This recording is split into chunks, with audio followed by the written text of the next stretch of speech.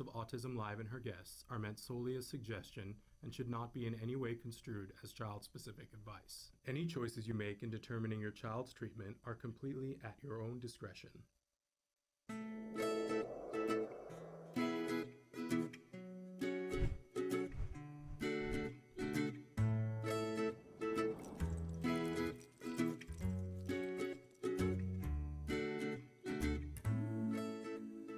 Hello and welcome to Let's Talk Autism with Shannon and Nancy. I'm Nancy Alspaugh-Jackson. And I'm Shannon Penrod, and it's good to be here with you. Hello, my friend. I love being here with you. We have a jam-packed We show, do, so I we kind of do. want to jump in. Let's dive right into the, you found some great news stories for us today. Thank you. Well, you gave some things too. So should we dive right into the first one? Yeah, let's dive in. Okay, so there's a new test-based game that can predict pediatric autism, perhaps. Perhaps. This may be. Okay. I'm on my wrong page here. But You got it? Because I have it. you go ahead, and I'll Okay, get there. this is, as Shannon said, a tablet-based game. It assesses visual motor skills in neurotypical children as well as those on the autism spectrum disorder.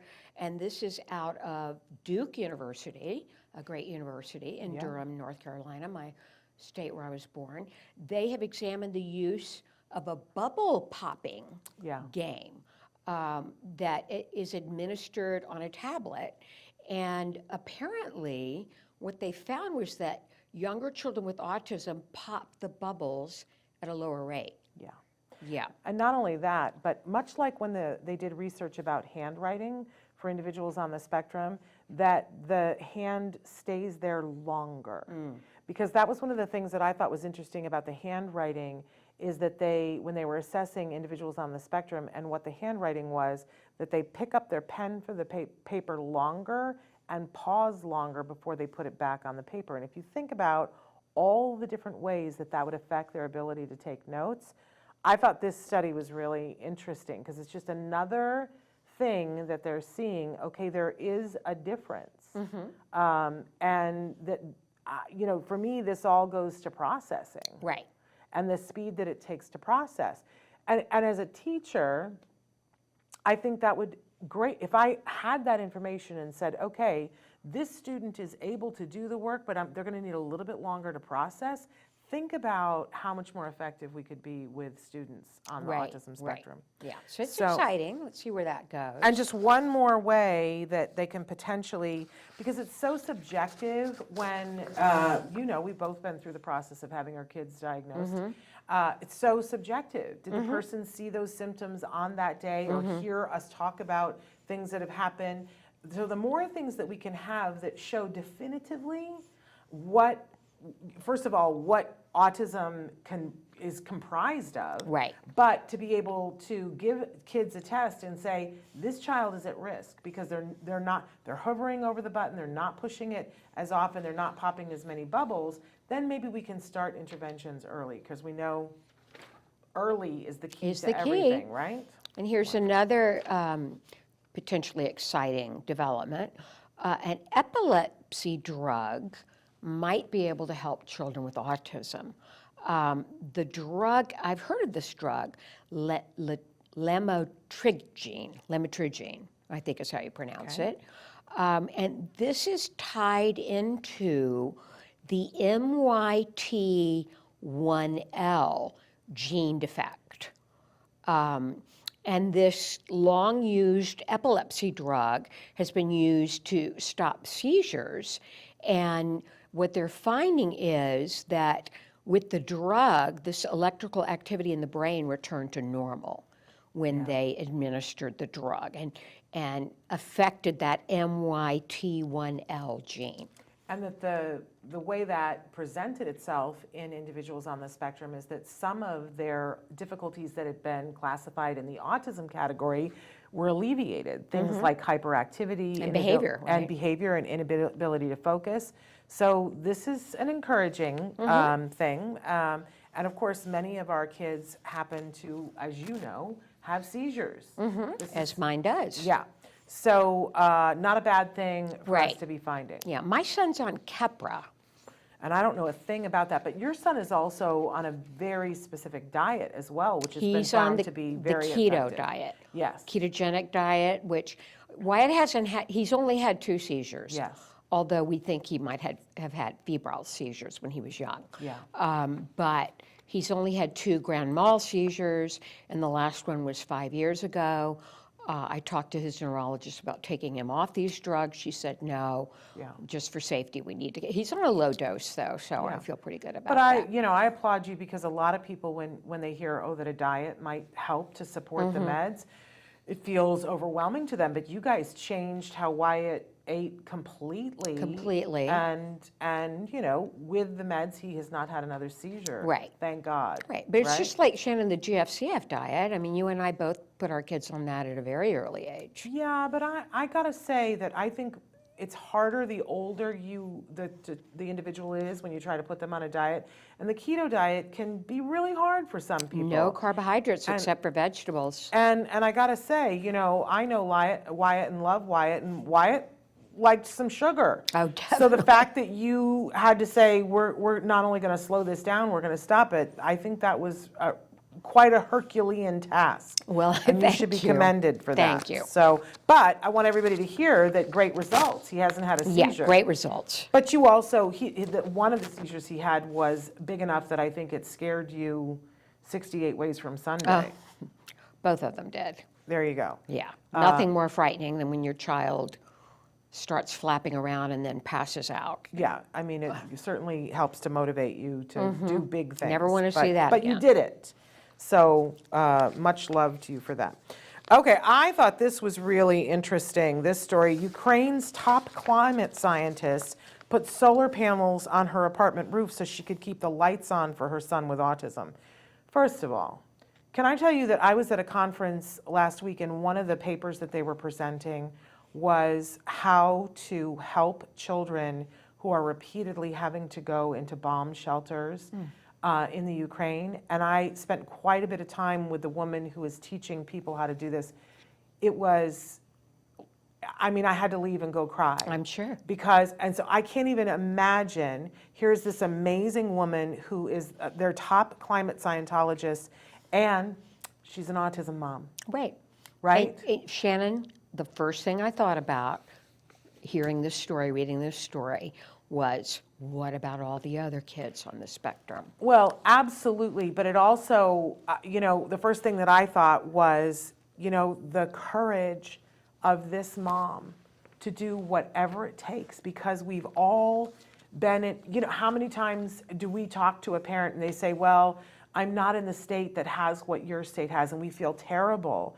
But we always want to say, find the way, find the way. Talk about Herculean. This woman is putting solar panels on her roof.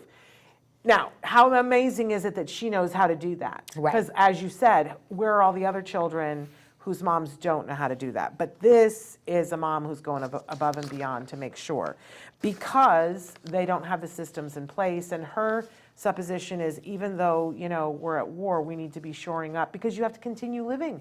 And that's exactly what I was hearing at this conference was, your kids have to continue living. And it's been a year now. It has been a year. You can't put everything on hold. You have to keep on going. And it took her 2 months to get this equipment and put it up, but amazing, that she says that his fear when the lights were off, I can't even imagine. I can't either. I can't even imagine. And there's hopes that a lot of this equipment will be available to more Well, Ukrainian she's fighting for residents. that, Yeah. so God bless her. God bless her and her son and her efforts to help him. Amazing.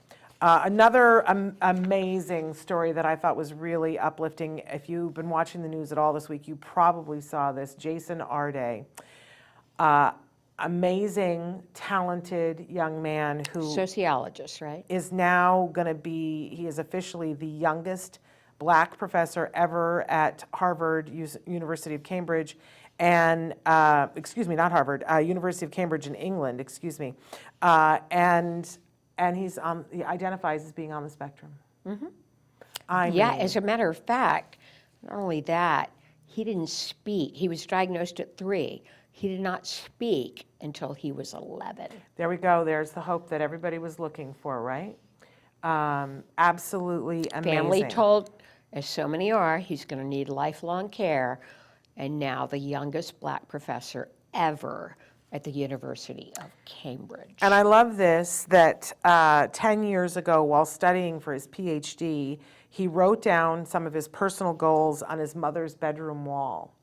And the third on his list read, "One day I will work at Oxford or Cambridge."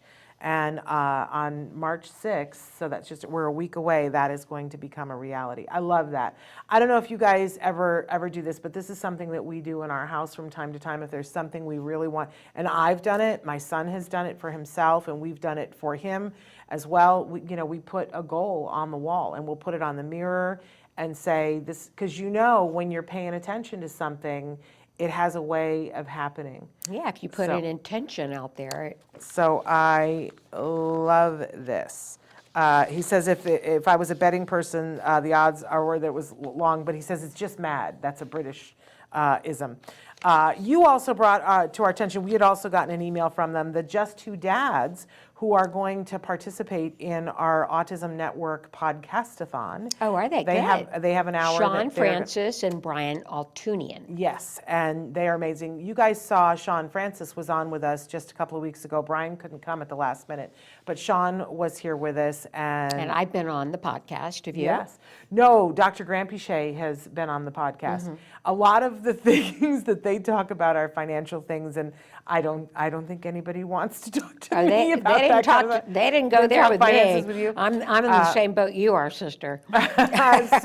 But lovely, lovely gentlemen, and they're going to be doing an hour of the podcastathon for us. But one of the things that Sean talked about when he was here is that they really want to start a dad's group, and that they are in the process of starting that. Yes. You want to tell them a little bit about when and where and how? Yeah, this is going to be for fathers specifically, and they are going to be covering, potential topics are impact of special needs family member on our relationships with our significant other, which is a big one. Yes. For those single dads, dating concerns for me and my child, caregiving without giving up ourselves, our partnerships in the process, dealing openly with despair, anxiety, depression, mental health issues, how we parent differently, should we parent differently, and how do we support independence while also trying not to be overprotective. But they're also going to offer to talk about topics that do deal with the financial things, if people want to, things like what happens to my child after I'm gone, what are my financial concerns as we move through this. And both of them are financial experts. Yes, brilliant, brilliant. How am I ever going to entrust another person to my child's care? Things like trust and special needs and guardianship. And do I consider other types of care, my son or daughter living outside of my home? All of those things are possibilities for topics, including sex and responsibility and all of that. So a lot of the tough topics. A lot. I think it would be hard for anybody to sit and talk about all of these things. So, but to get a group of dads together, I'm hoping that there will be beverages. Right. That will loosen things up. Well, Anyway.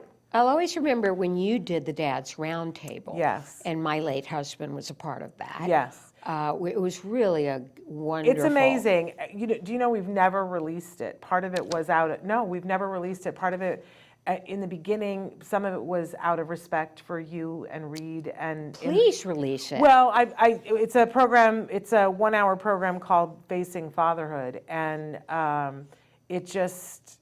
Every time we show it to anybody, we all weep. And really, Reed was much more than a part of it. Reed moderated it. I wish you would show it, Shannon. So, we will, now that I know that you feel that way. But in the beginning, it was like we had barely just finished the post on it, and when Reed passed away, and it just felt too tender. You know what I mean? And so, but enough time has passed, and if you're okay with it, Definitely. I think we will. I'm okay with it. But one of the things that he says is that he would say to you on a regular basis, please don't die. Oh, yeah. And that always chokes me up. Because I know in my last conversation with Reed, that was the thing that he talked about. He was like, I can't believe that I'm going to leave her with this, with all of this. And he wasn't talking about leaving you with Wyart. He was talking about all the other things that go with being a parent of a kiddo. You know what I mean? Right. That's and the whole mashugana mess of everything that Right. happens when somebody dies and so on and so forth. But anyway, here's this dad's group. We are going to put, the link is so long, we're going to put information in the podcast notes, so take a look at those. And then the last thing that we wanted to say, there's a film that I have not seen yet, but you have seen. You have to see it. I know that I do, but so tell us about what's happening And tomorrow. I think I can get you a copy. Actually, it's today, because we're filming this the day before. So when you see this, it's happening today. Oh, On okay. Thursday, March 2nd, is when they're doing. Oh, yeah. They are part of a film. The movie is called Beyond. It's a Yes. documentary. It is a story of very talented dancer by the name of Tamara Mark. I believe she was Sidney Poitier's goddaughter. There was Wow. a very close relationship there. Tamara was in a chorus line, many other top, musicals, productions, movies. I mean, very successful in Hollywood.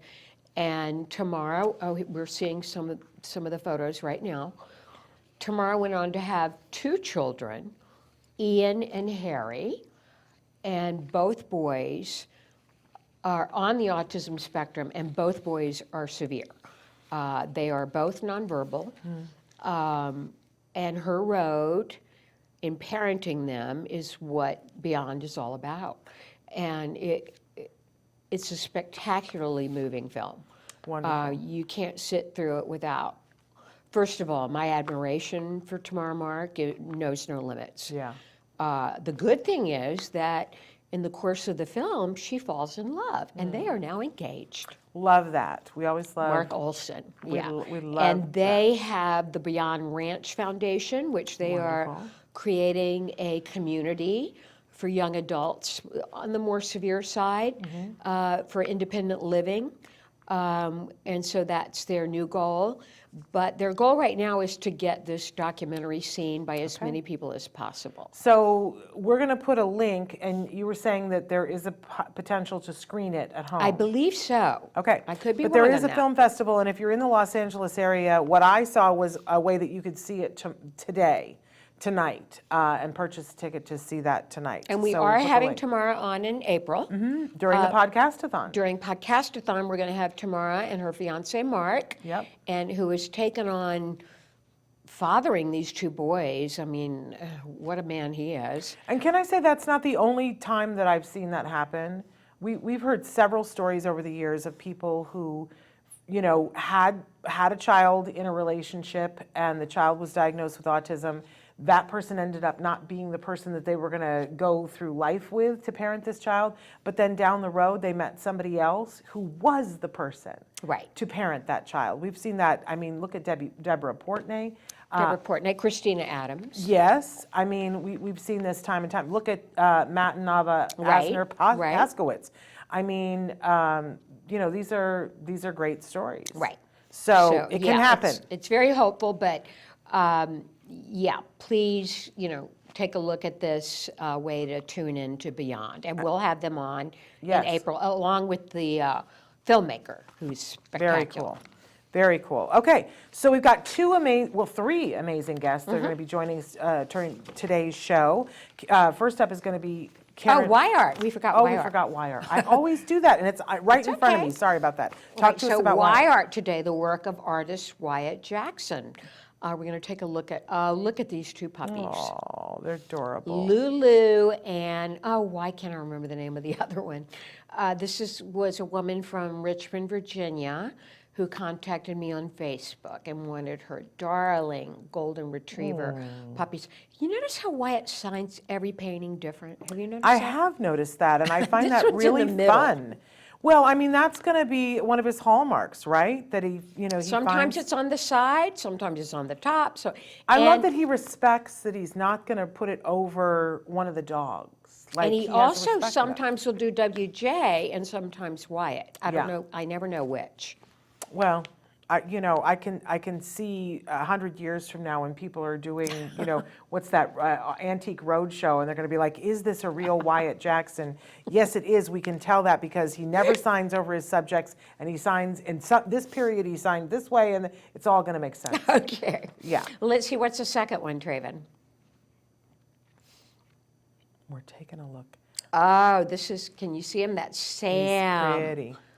Oh, Look Sam. at him. A Frenchie. He really has a way with the eyes, I gotta say. Sam is the dog of my dear friend Missy Sullivan, who was one of my horse trainers back in the days that I rode horses. And she never thought she would have another dog after her dog Pugsley passed away. And then she said, Sam is the reincarnation of Pugsley, and Sam is her best friend. Sam got her through cancer. Sam got her through the death of her mother. Sam is there for her through hell and high water. She What a just sweet loves this baby. dog. I gotta say too, in every painting that Wyart does, there's at least one section of it where you can feel the texture. Like if you look at Sam's muzzle, you can feel how velvety it is from the painting. I love that. Love, love, love. And then, the goats. Oh, the goats. Okay, first let's talk about how this originated. I got a message on Facebook, you see WJ there, from a woman named Sienna Wooten Greener. Now, she's Dr. Sienna Greener Wooten. Yes. And Shannon knows this woman very well. Yes, I do. She was a supervisor at CARD when Wyart first came to therapy there at the age of 4 3/4. She did my intake Okay. with James. And she was formidable. She's formidable. Like I was terrified of her. And she is the sweetest, nicest, kindest person once you get to know her, but she was all business doing the intake. And then later she oversaw Jem's programs. She did Wyatt's for a while too. Yeah. So anyway, we have a Amazing, long talented. history. Well, Sienna contacts me and says, I'm in Maui. I'm still working with CARD. Now she's, what's her title now? Like the I grand don't know. poobah of the world. I have no I just idea. call her an autism angel. That's There what we she is go. to me. So she said, I have returned to my home state, and not only am I working in autism, I run a goat farm with my partner. And you want to say, of course you do.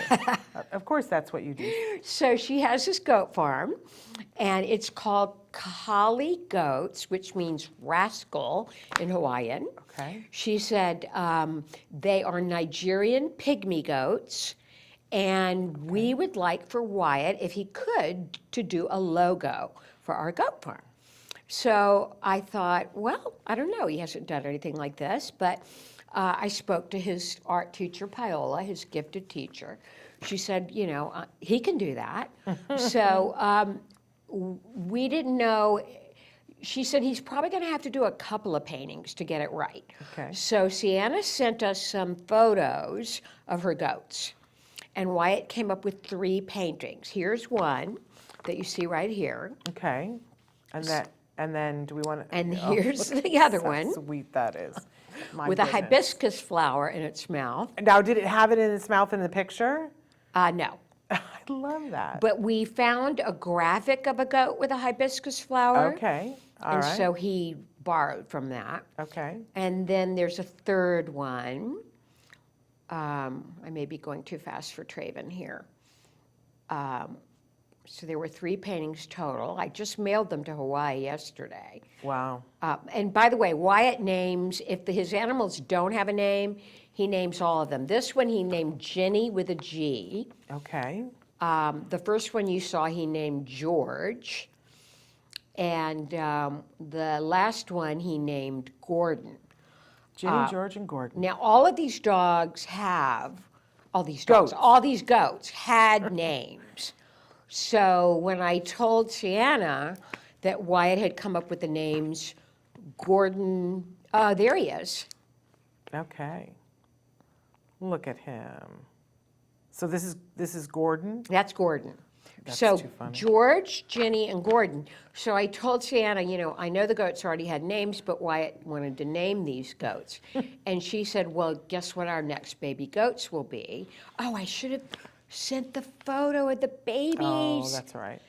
Anyway. People should go to your Instagram because they can see it Yeah, there. they can see it on Instagram or Yeah. Facebook. So the babies were born. There was a boy and a girl. So Sienna said, we've already named the girl Jenny. Would Wyatt like us to name the boy Gordon or George? Wyatt said, George. So she said, good, we're glad. That's what we thought too. I love it. So Gordon is still to be birthed. So again, for people looking at these photos, if you would like to commission a piece of art, I know there was a waiting list for a little while. Yeah, but, we've got about 12 commissions right now. Okay, but if you want something a little bit later on in the year for a they can present contact for me someone. on Facebook. Yeah, Or and Instagram. If they go to Nancy Alspaugh-Jackson on Facebook. Okay. And if they go to Jumpin' Nan on Instagram. Okay. You can message me and we'll get it going. there you go. And we're in the process of putting together a website. Oh, good job. Okay, so there's our Wyart. Let's get to our first guest. Welcome back. We've got two amazing guests with us. We do. I'm so excited to interview these two. First, we have diversity actor who identifies himself as autistic, Casey Metcalfe. Now, Casey began his... Hi, Casey. Hi, I'm going Casey. to do a little intro here. He began his acting career at age 9 in LA with our friend Joey Travolta. Who we love. Who we love. Actors for Autism. He did that back in 2004. He was one of the featured actors in the award-winning documentary Kids with Cameras. And then he and his mother relocated. You're going to meet Prudence in a minute too. They relocated to New England, and he joined the New England Youth Theater, and that started his 7-year association with that company's diversity program. He played many roles there. And then in 2013, he became a member of the acting troupe Young Shakespeare Players in Brattleboro, Vermont. Brattleboro, yeah. I am very impressed with this fact, Casey. He performed a character study of King Henry V in Shakespeare's Henry V. Yep, Wow. that's right. Wow, Casey. And there's a very big deal that's happening next week that Very involves big. Casey. That Casey is one of the featured actors in a big new film that is coming out with Woody Harrelson as the star. You've got the poster there behind you. The title of the film is Champions. I am so excited to see this movie. We've been watching the trailers. The It trailer looks is amazing. so good. And you are probably the most hilarious thing in the trailer, Casey. And there you are. Yeah, with the finger thing, right? Yes. I love the finger We're going to thing. have to talk about the finger thing in a minute. Yeah. And then let's introduce his mom, Prudence Yes. Baird. Hi, Prudence. Hi, how are you? I'm great. We are so happy to have you here, too. Now, Prudence, in addition to being Casey's amazing mom, what else do you do? Well, let's see. Earlier, before you turned on the cameras, we were talking about my background in public relations for 20 years in Los Angeles. But after Casey was born, I wanted to devote myself to his care and scaffolding his development. So I quit the workforce, became a full-time mom. When you have a child with autism, that is, I would say, wouldn't you agree, ladies, that is a little bit more than a full-time job? A little bit more. There we go. We've both been there, done that. Yeah. You are an autism warrior mom, and Exactly. we know that club. Yep, we're members of a club we never expected to join. And then I went ahead and got a master's in autism spectrum disorder in 2009. Mhm. And I wish I'd gotten that the day he was born because I learned so much about autism from getting that degree. but every little bit helps. First you're reaching out, touching the elephant with a blindfold on, saying it feels like a rope when you touch its tail, and it feels like a tree when you touch its leg. And then with the blindfold off, it's like, okay, I got it. It's an elephant. Yeah, amazing. So this film is opening, I believe, on March 9th. And for people who don't know, the brief synopsis of it is that Woody Harrelson plays a really big-time professional basketball coach, but for reasons that the film will disclose, he is court-ordered that he needs to go coach a team of players that identify, they're trying to get into the Special Olympics, is my understanding. And Casey, you play one of the players on the team. I just want to know, Right. I want to know what it was like on the day that they told you, because I know you auditioned and went through the process that all actors go through, but I want to know what it was like when they called and said that you got the part. It was very overwhelming, and I didn't even, I thought this was unreal.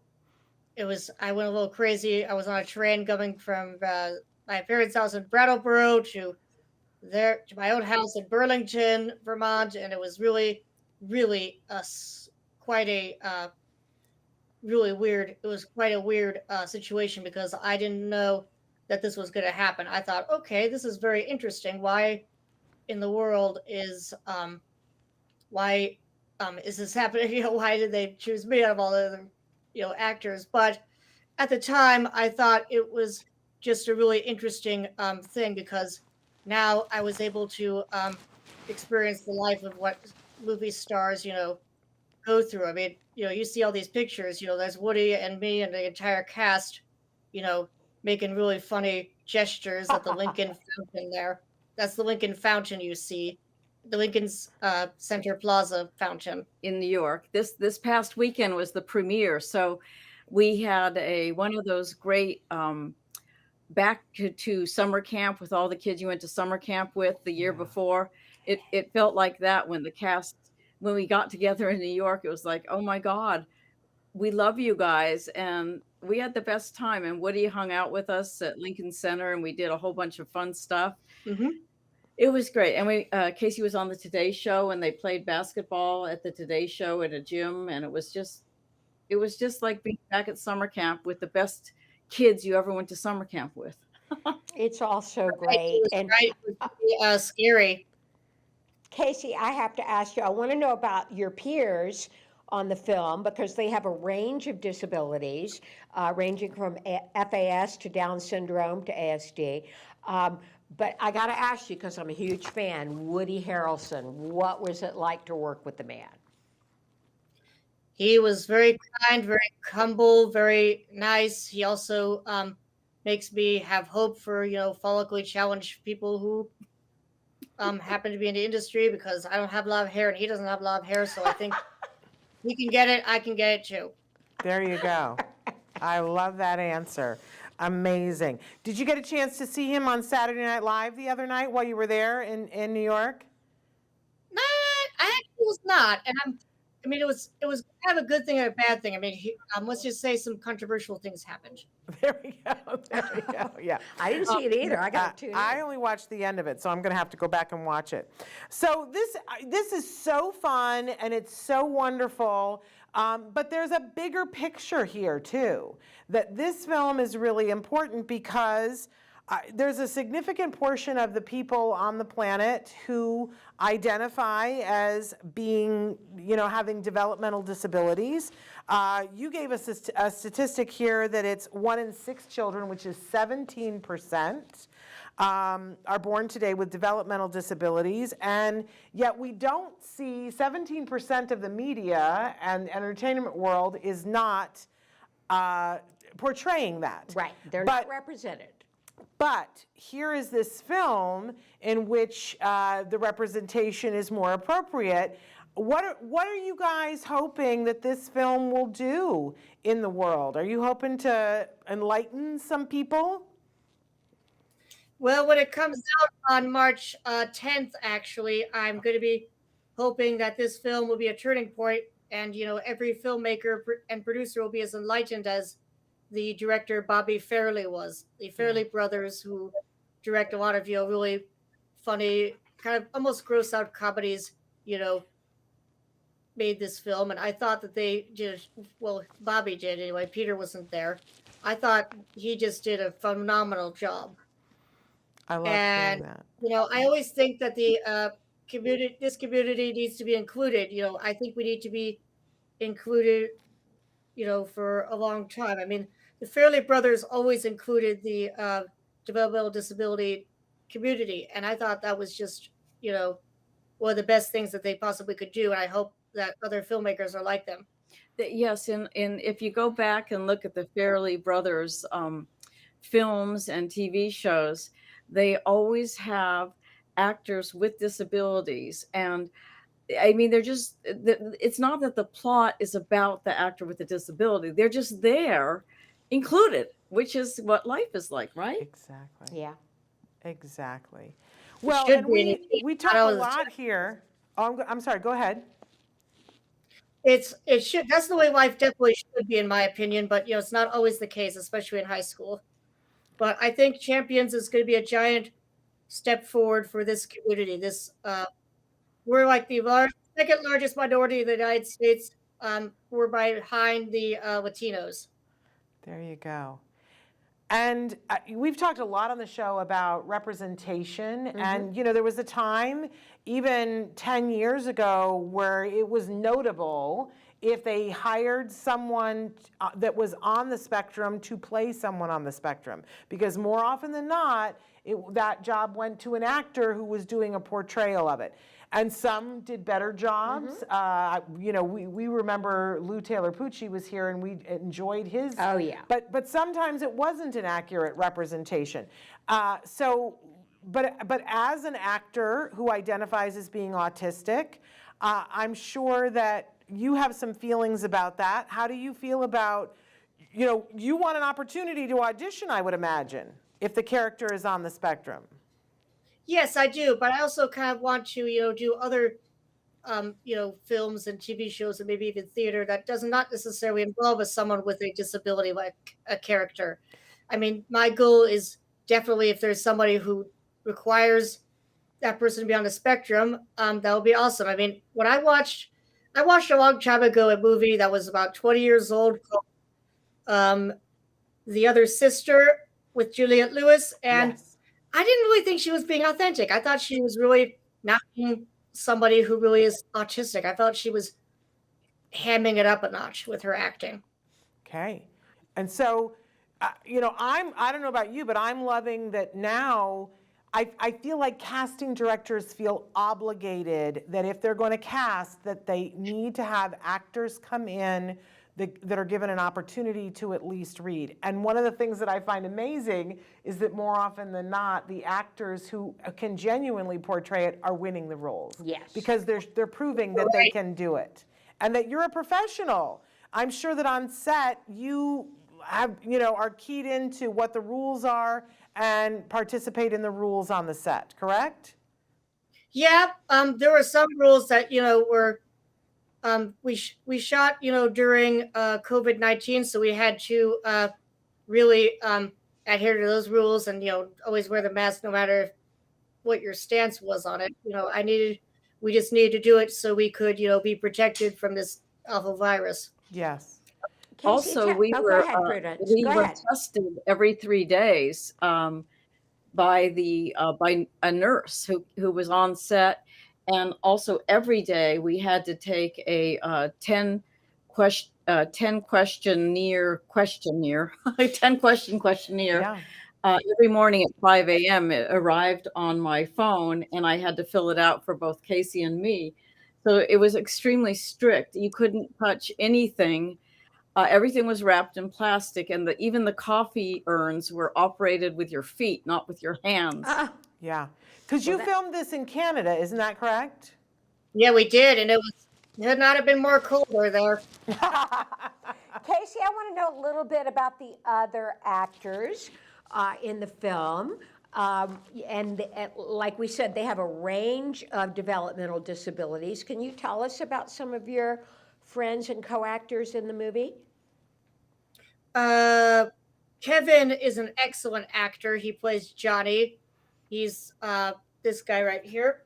That's Johnny right there, and that's Very Kevin Nucci. He has Down syndrome and has been in several films, and has a publicist, has an agent, and he is just a really phenomenal actor.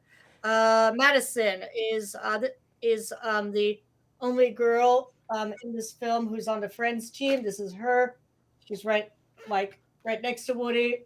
Both she and Kevin are like the superstars of this film, and she really shined in this movie. She was really funny, and just the way her annotations or with her lines, her delivery was just pricelessly funny. She put me on the floor with a couple of her lines. Yeah, well, she said, "You're no McConaughey," and I thought that was very funny. Yes, truly wonderful. So are you guys all friends now and stay in contact? Yeah, we try to have our phone numbers, and we also try to keep each other in contact on social media and stuff. It was really cool. I mean, we are really much kind of like a family, and we found the time. We FaceTimed each other last night on the train going home from New York City. Amazing. So you guys have been doing a lot of press the last week, right? Yeah, which is why I'm wearing mascara. You look good. I don't know how women wear this stuff. It's too uncomfortable. I'm blinking all the time. Yeah, can I tell you, I'm not wearing any because I don't like it. And my eyes feel the same way about it. I don't have any on. In fact, can I tell you a secret? I wear fake glasses. Look, these don't have any lenses in them so that I don't have to put eye makeup on. I started doing it in COVID, and then I discovered if I wear the glasses, I don't have to put eye makeup on. So it's a cheat. If you want to get yourself a pair of fake glasses, and then you don't have to wear the mascara. The lighting people won't appreciate you, though. So anyway, I know you guys have much to do, and we don't want to keep you too long. But Casey, this is a very big deal, and very soon, it's possible that when you're out on the sidewalk, people are going to go, "Excuse me, aren't you Casey from Champions?" Are you prepared for that? Yes, I'm going to be. I just hope it's not like one of those big celebrities. I mean, I'm sure Woody Harrelson can't even leave his house in Maui without people running up to him and saying, "You're Woody Harrelson! Can I get your autograph?" All that type of thing. I'm sure he must be thinking, "Get me out of here. I just want to leave my house." Yes, I just want to drink my Starbucks coffee. Well, Co-op I here, think and people yeah. already recognize me already. I'll bet. I think you better get ready to sign some autographs, Casey. Well, it's your choice. Are you going to sign autographs? Because some people sign and some people don't. I'll sign if it's if I feel like it's an appropriate time. If I feel like I don't want to sign, I'm just gonna say, "Not right now. It's not you. It's just have a lot to do." Sorry. Okay. Casey has a job. And so what does the future hold, Casey? Are you planning on auditioning for more feature films? Or are you going back to the stage and doing some more Henry V? I'm probably gonna try to do more feature films, but that's just me. I want to do both though. In my view, I think it's both good. Very cool. I'm mostly doing improv now these days. At our local comedy clubs here. Lovely. Great. Absolutely Well, love it. I cannot wait to see this film. I know too. Shannon feels the same. Me too. You guys have been lovely. Thank you. I know you've been so busy. Thank you for making the time to be with us today. And Casey, we just wish you the best of success and can't wait to see you in this whole film and all the films that you do after this. Yeah, congratulations, Yeah, Casey. cool. Congratulations, and Mom, well done. Can I say that you can see this film starting March 10th? Absolutely. In theaters everywhere. It's Yes. a Hollywood blockbuster, and It Casey's is. in it. It is. Hope so. Yes, it will be. Yeah, that's a loving kiss from Mom. Thank you guys so much for being with us. We look forward to Thank seeing the you. film. Bye-bye. Bye-bye. Thanks. Bye. Good to meet you both. Bye. You too. Bye. Oh, aren't they lovely? Oh, brings So tears to my excited, eyes. right? I can't wait to see this film because if you watch the trailers, I mean they don't mince words in the trailers. There's a moment when Woody warms up to, he says the ruh, and they say, oh, no, there's no ruh word to describe these people. Lately, people have asked me, what are we going to do to change things? What are we going to do to change things? And my answer always is, what changes things faster than anything else? Seeing something in the mainstream entertainment world. I think that it's films like this that are going to make a bigger difference, along with Sesame Street. Things like this have more of an impact on ignorance than anything else.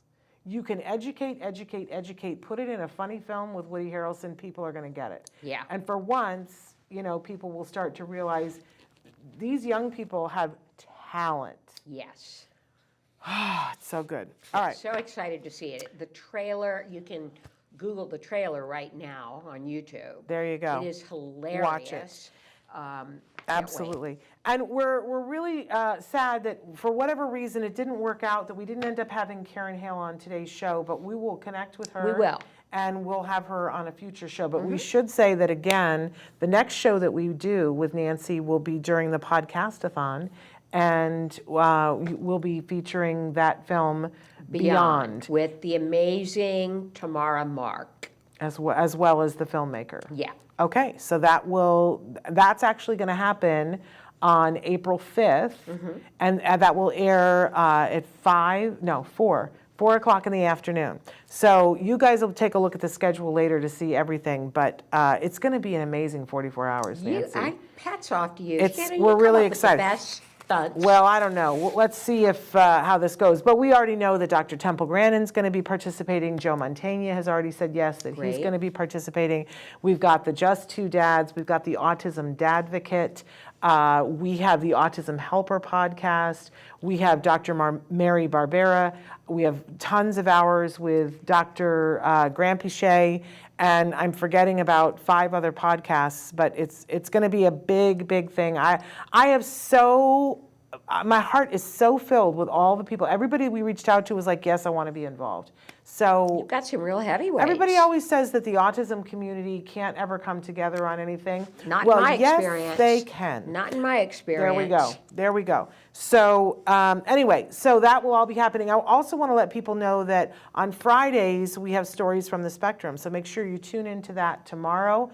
There will be several hours that will be Stories from the Spectrum with some very big guests hosting Stories from the Spectrum, people that you guys will recognize their names. So that will be very fun. Wow, can't wait to see. I know, it's going to be fun. So, but tune in tomorrow for Stories from the Spectrum. And until then, give your kiddos a hug from me. And it's been great being with you, my friend. And you want to give them a hug too, right? And give yourselves a hug from me. It has been great to be with you, friend. All right, we'll see you guys next time. Bye. Bye-bye.